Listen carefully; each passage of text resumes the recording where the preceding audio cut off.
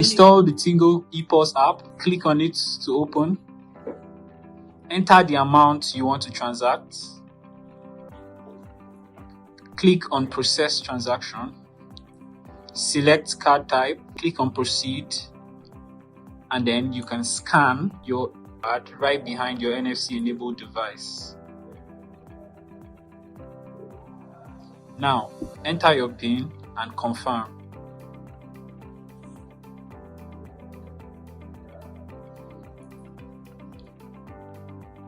Select account type.